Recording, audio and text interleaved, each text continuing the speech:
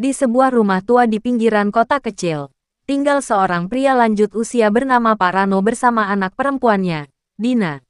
Sejak muda, Pak Rano memiliki hobi aneh. Ia sangat menyukai barang-barang antik. Setiap kali mendengar ada lelang atau rumah tua yang dijual, ia pasti datang, berharap menemukan benda bersejarah untuk menambah koleksinya. Ruang tamu rumah mereka seperti museum kecil. Ada jam dinding besar yang berdetak berat, lampu minyak berkarat, dan lukisan-lukisan lama dengan wajah yang sudah pudar. Semua benda itu dijaga dan dirawat dengan penuh kasih sayang oleh Pak Rano. Namun di antara semua koleksinya, ada satu benda yang paling menarik perhatiannya. Sebuah kursi goyang tua dari kayu jati hitam, yang ia beli dari seorang penjual barang antik di pasar loak beberapa bulan lalu. Menurut penjualnya, kursi itu berasal dari masa kolonial, pernah dimiliki oleh keluarga bangsawan Belanda yang tinggal di sebuah perkebunan tua. Awalnya, Pak Rano tidak percaya cerita itu, tapi begitu ia melihat ukiran halus di sandarannya, ukiran wajah samar seorang wanita berambut panjang, ada sesuatu yang membuatnya tak bisa berpaling. Ia merasa seperti dipanggil oleh kursi itu. Tanpa pikir panjang, ia langsung membelinya dan menempatkannya di sudut ruang tamu rumahnya. Sejak hari itu, suasana di rumah perlahan berubah. Udara di dalam rumah terasa lebih dingin, bahkan saat siang hari. Jam dinding yang biasanya berdetak normal, kini sering berhenti di jam yang sama. Tepat pukul 12:05 malam. Dina, yang awalnya tak begitu memedulikan kegemaran ayahnya, mulai merasa tidak nyaman. Ia sering mendengar suara berderit lembut di tengah malam, seperti kayu yang bergoyang pelan. Saat ia menengok dari kamarnya, terlihat kursi itu bergerak perlahan maju mundur, padahal tak ada siapapun yang duduk di sana. Awalnya Dina pikir itu hanya angin, tapi entah kenapa, setiap kali kursi itu bergoyang, udara di sekitar terasa berat, dan bulu kuduknya berdiri. Pernah suatu malam, ia memberanikan diri untuk menghentikan gerakan kursi itu dengan tangannya.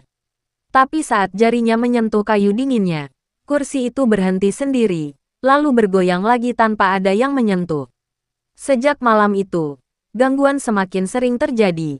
Dina mulai bermimpi aneh, tentang seorang wanita dengan gaun putih panjang, duduk di kursi goyang itu sambil menatapnya dengan mata kosong. Kadang wanita itu tersenyum samar, kadang menangis tanpa suara. Namun yang paling mengerikan adalah, setiap kali Dina terbangun dari mimpi itu, kursi goyang di ruang tamu benar-benar berayun pelan. Dan dari arah kegelapan terdengar napas berat, seperti ada seseorang yang baru saja duduk di sana. Sejak malam-malam penuh gangguan itu, Dina jadi makin jarang tidur nyenyak.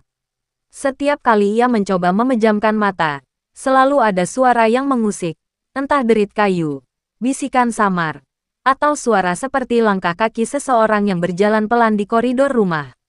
Ia sempat menceritakan semua itu kepada ayahnya, tapi Pak Rano hanya tertawa kecil. "Ah, kamu kebanyakan nonton film horor, Din.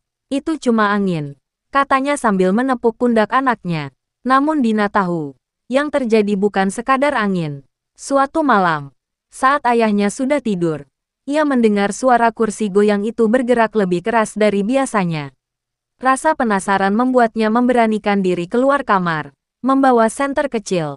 Begitu cahaya senter menyorot ruang tamu, kursi itu benar-benar bergoyang sendiri, pelan tapi ritmis, seolah ada yang duduk di sana dan sedang menikmati setiap ayunannya.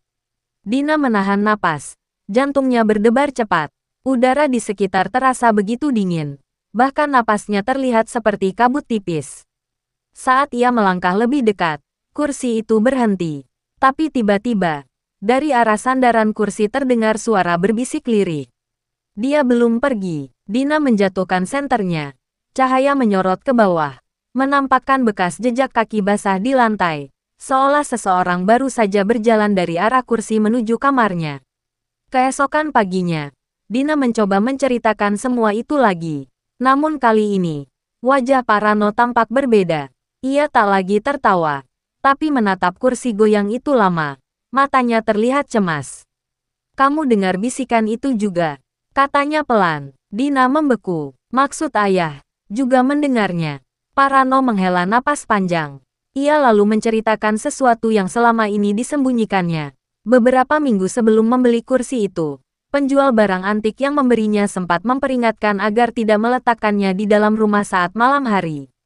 Katanya, kursi itu dulu milik seorang perempuan bernama Marietta, istri seorang pengawas perkebunan Belanda. Ia ditemukan tewas gantung diri di kamar, tepat di atas kursi goyang itu. Konon, sejak kematiannya, kursi itu selalu menimbulkan kejadian aneh dimanapun berada. Tapi Pak Rano tak percaya, dan menganggapnya hanya cerita untuk menakut-nakuti pembeli. Namun kini, setelah mendengar pengakuan anaknya, wajahnya mulai pucat. Ia tahu, sesuatu yang seharusnya tidak ada, kini benar-benar ikut tinggal di rumah mereka. Malam berikutnya, Dina terbangun lagi. Suara goyangan kursi kembali terdengar, tapi kali ini lebih cepat, lebih keras. Dari celah pintu kamarnya, ia melihat bayangan seorang wanita duduk di kursi itu, menunduk, rambutnya menutupi wajah. Dan perlahan, kepala wanita itu menoleh ke arah Dina. Malam itu, udara di rumah benar-benar terasa berbeda, dingin dan lembab, seperti udara di ruang bawah tanah. Lampu-lampu meredup, dan dari ruang tamu, terdengar suara kursi goyang berderit keras, maju mundur tanpa henti. Dina menatap celah pintu kamarnya dengan tubuh gemetar. Bayangan sosok wanita yang tadi duduk di kursi kini tampak lebih jelas. Rambut panjang, baju putih lusuh, kulit pucat seperti lilin, dan kepalanya perlahan menoleh ke arah Dina. Tidak ada mata di wajah itu, hanya dua rongga hitam menganga, dan senyum tipis terbentuk di bibirnya. "Kau, duduk di kursiku." Suara itu pelan, serak, seperti berasal dari dalam dinding. Dina mundur ketakutan, tapi pintu kamarnya tiba-tiba tertutup sendiri dengan keras. Suara kursi berhenti seketika, hening, lalu dari arah bawah pintu, muncul bayangan kaki wanita itu, berdiri tepat di depan kamarnya. Dengan tubuh bergetar, Dina memegang gagang pintu, mencoba menahannya. Tapi tiba-tiba kursi di luar kembali bergerak, berayun keras seolah ada seseorang yang marah duduk di atasnya. Dinding bergetar, lampu berkedip cepat, dan dari arah ruang tamu terdengar suara ayahnya berteriak. "Dina, jangan buka pintu. Apapun yang kau dengar, jangan buka." Tapi suara itu aneh. Kadang terdengar seperti suara ayahnya, kadang berubah menjadi suara perempuan berbisik. "Buka, biarkan dia masuk." Dina menutup telinganya, menangis, berdoa agar semuanya berhenti. Namun tiba-tiba, suara teriakan keras mengguncang rumah. Kursi goyang jatuh menghantam lantai. Lalu, sunyi. Setelah beberapa menit, Dina memberanikan diri keluar. Ruang tamu berantakan. Kursi goyang tua itu tergeletak miring, berdarah di bagian sandarannya. Dan di lantai, ia melihat jejak kaki basah mengarah ke kamar ayahnya. Dengan gemetar, ia membuka pintu kamar Pak Rano, dan hampir pingsan melihat pemandangan di dalamnya. Ayahnya duduk di kursi goyang itu, tubuhnya kaku, matanya melotot menatap kosong ke langit-langit. Kursi itu berayun pelan sendiri, maju mundur tanpa suara. Di belakangnya, di bayangan gelap, sosok wanita bergaun putih berdiri sambil menatap Dina, lalu perlahan menghilang bersama kursi itu berhenti bergerak. Sejak malam itu, rumah itu ditinggalkan.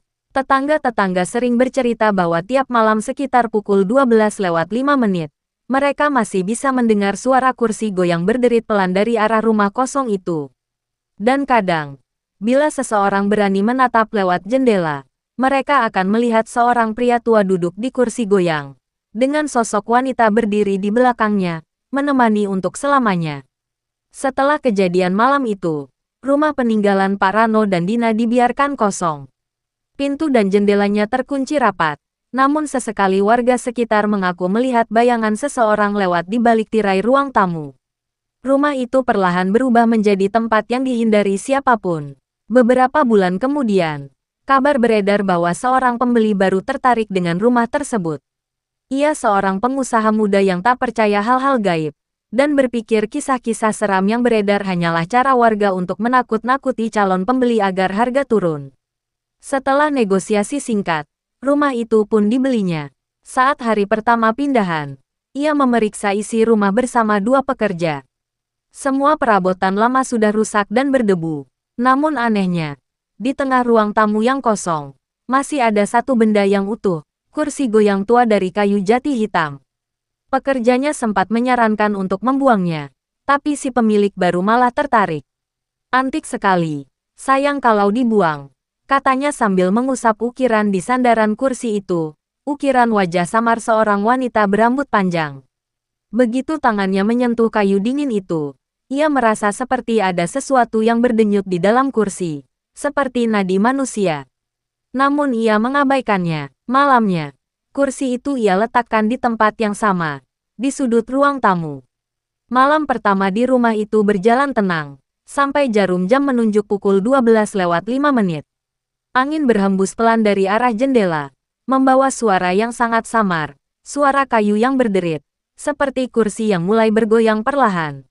Lalu, dari arah kegelapan, terdengar bisikan lirik. Dia belum pergi. Sejak saat itu, cerita baru mulai muncul.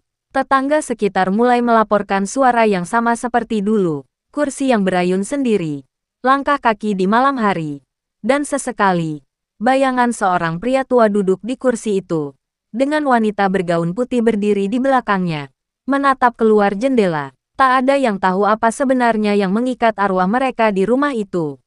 Mungkin karena rasa bersalah, mungkin karena ikatan antara dunia hidup dan mati yang belum selesai. Tapi satu hal yang pasti, kursi goyang itu bukan sekadar benda. Ia menjadi saksi, menjadi rumah bagi roh yang tak bisa tenang. Dan menurut orang-orang yang pernah masuk ke rumah itu, ada hal aneh yang selalu mereka rasakan. Saat mereka berdiri terlalu lama di dekat kursi tersebut, kursi itu akan bergoyang pelan, seperti mengajak mereka duduk.